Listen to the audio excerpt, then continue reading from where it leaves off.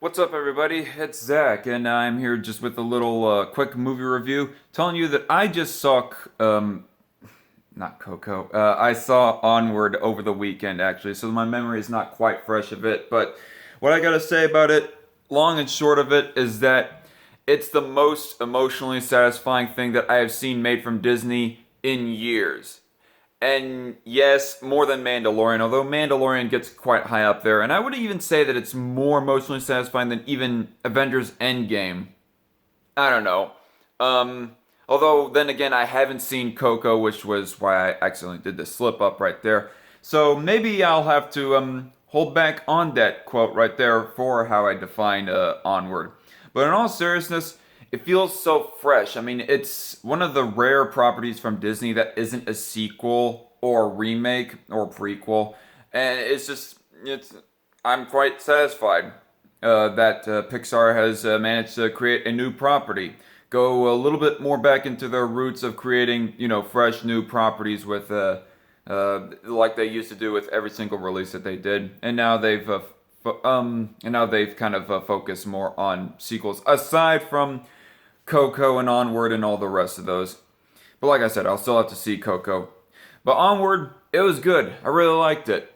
I would have to say, okay, non spoilers first. The action was actually pretty good for a Pixar animated movie. It's not quite as good as Incredibles, but it kind of reaches up there to almost Incredibles level as far as the action goes. I mean, you have a bit of a fantasy sort of setting kind of world, it was kind of obvious that it was going to have some more action in it, a little bit more than some other features like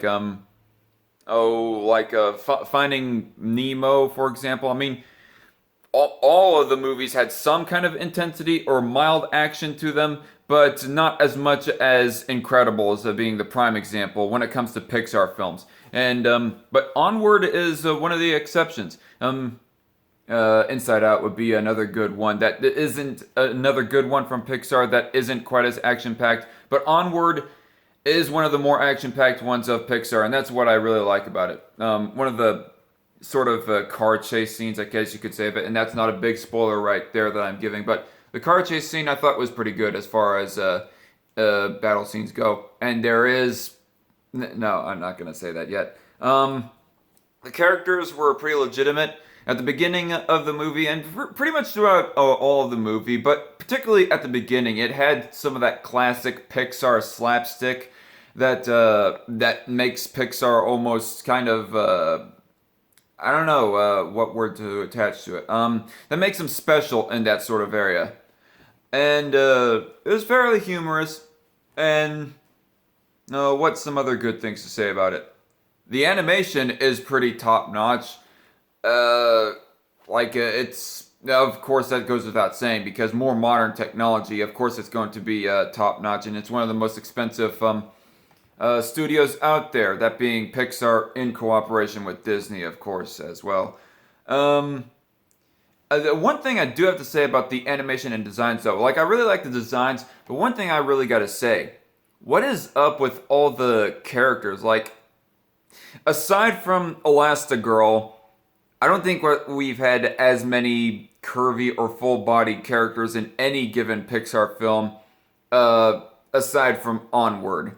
I mean, not since Elastigirl with Incredibles and whatnot, but it just strikes kind of odd. Like, what's up with that? Like, did Pixar get a whole bunch of horny bastards in their animation department to make Onward? No.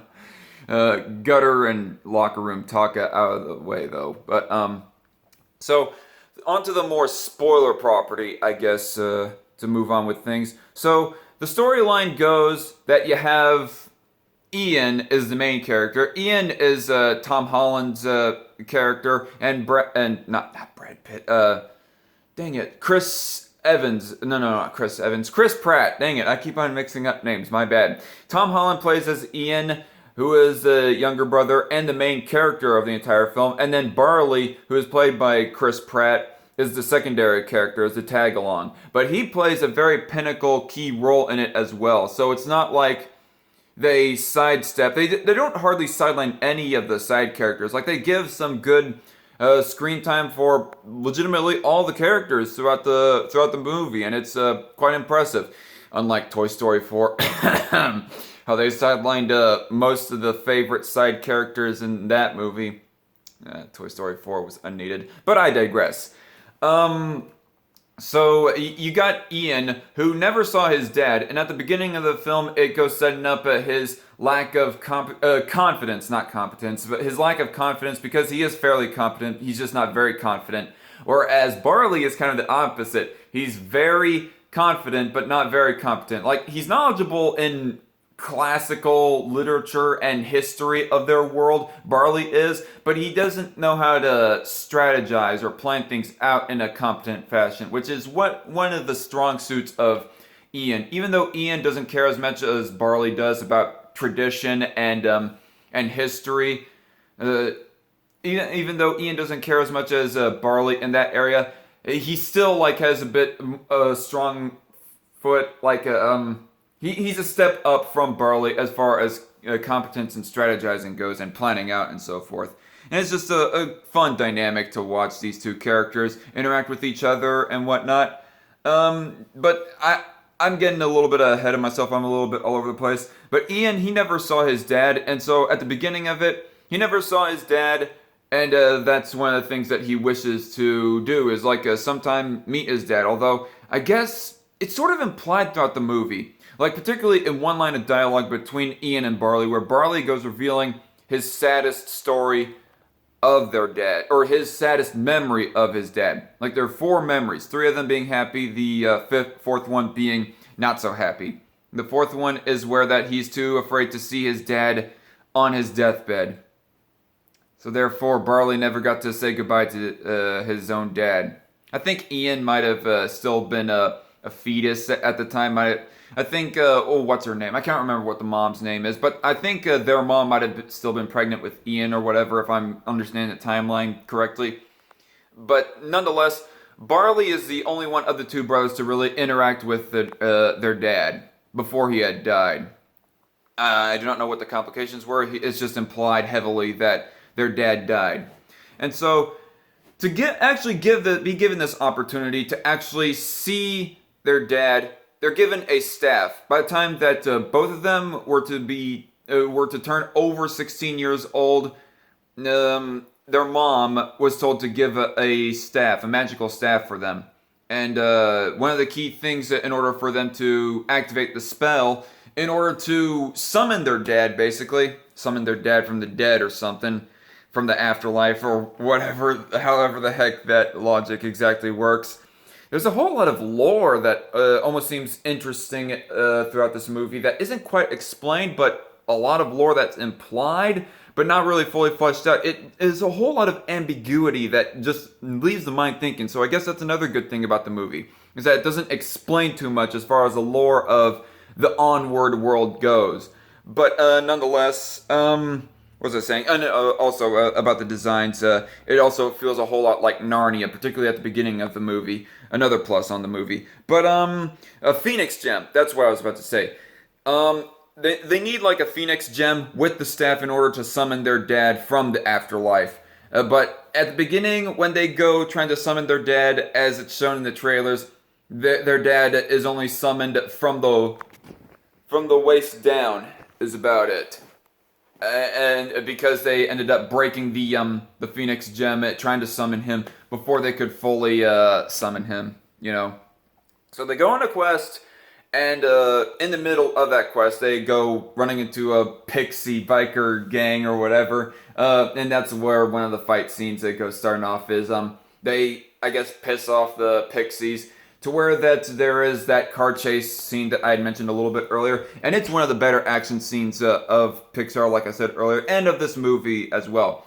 Another good action scene is the ending action scene as well, when they go fighting off the rock dragon. Which that's another thing. Once they soon get the Phoenix gem, they go fighting that rock dragon that gets summoned once they try to take the Phoenix gem from the well. Um, oh man, there's actually so much to explain with this movie that I'm just thinking of right now. But I'm going to try to make this as brief as possible. But one of my most favorite parts, actually my number one most favorite part of the whole movie, is that going towards the end, Ian, when they go ultimately failing on trying to summon their dad, at first failing anyways, they run full circle. They run on this quest to try to go to a far off distant land to find a Phoenix gem. But by the time that they go underground, in their journey underground, it leads them back to their hometown. So basically, it's full circle. It almost feels kind of anticlimactic at first.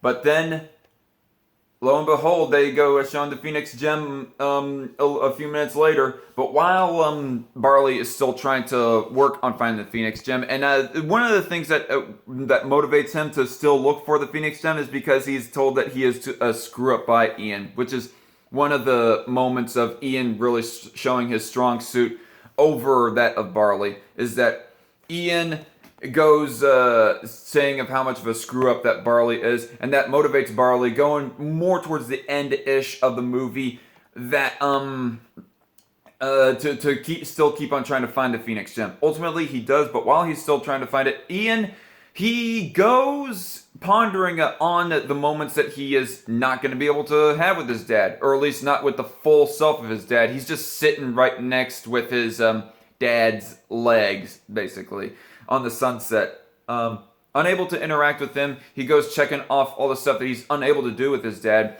But ultimately, he has a bit of an epiphany at that moment, noticing that all those things that he wanted to do with his dad, that he wanted to do with a role model in general, he already did with his older brother, Barley. It was just a bit of a warm, fuzzy moment. And by the time that they finally do find the Phoenix gem, they go trying to summon their dad, for the rest of him anyways, because they still have his legs. He still has his legs, but they want to form up the rest of him with that Phoenix gem. And so, halfway through the process of trying to summon the rest of their dad, Barley has to distract the rock dragon, help their mom and the manticore. The manticore, I'll go talking about the manticore side character here in a bit. But by the end battle scene, Barley finds out that he has to help give some more time for their dad to summon up, so that Ian can finally meet his dad. Barley starts to go off to help their mom and the manticore fight off the dragon, but then Ian goes like, no. And Barley says the one line of, say hi to dad for me. But before he could run off, Ian says, no. Say goodbye to dad. This is your time. And I realize that I'm running out of time on my phone right now, but, and so ultimately, they do the old switcheroo. Instead of saying hi to dad, because he realized that he already got that satisfaction ultimately of doing all these things with a role model. Ultimately, he finds out that his role model was his older brother, like I mentioned a little bit earlier, rather than his dad. So he's not the one that needs to meet their dad. So ultimately, he gives it off to his older brother, the sidekick, the side character, to have the flushed out chemistry with their dad. It's just quite the strongest moment of the entire movie, in my opinion.